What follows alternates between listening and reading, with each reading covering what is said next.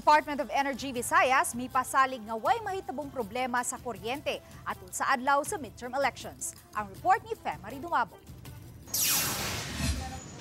Aron masiguro nga way mo palyar o power interruptions atol sa election days karong Mayo 12.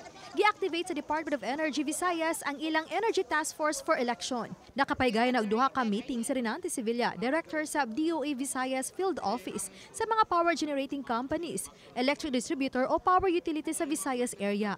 Lakip sa gitigom ang mga kadagkuan sa COMELEC ug mga law enforcers nga mosiguro sa seguridad, ilabi na sa mga planta o sources sa kuryente.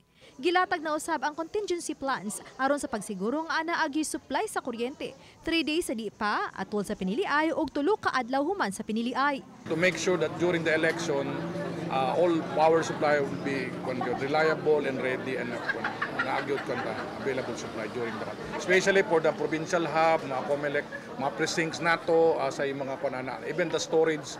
We have already identified yung mga lugar. Usa na sa nipasalig og nangandam na sa ilang mga contingency plan ang Visayan Electric. Ilan ang gisuda na pagsusi sa mga eskwelahan nga mao ipahigayunan sa piniliay. Gisubay nila kung wala bay mahitabong overloading sa kuryente.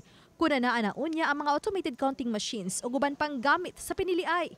Matod sa DOE nga magpahigayon pa sila og dugang coordination meetings aron sa pagsiguro nga magmalampuson og malinawon ang umaabot nga piniliay. Some of the fund submitted already their RCP, Residual Leave Contingency Plan nila.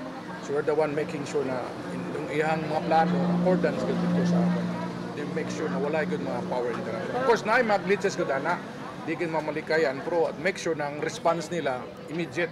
Dili pwede kung matugay pang. Ila metering, maka-meet pa ba sa requirements for the elections? Kay grabe ba na, di ba, mga suga, ang machines pa. Oh. So, amo man gyud na siyang surveyhon every time na ay elections.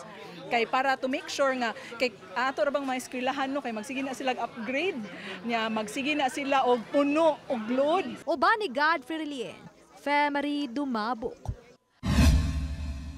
Balitang Bisdak.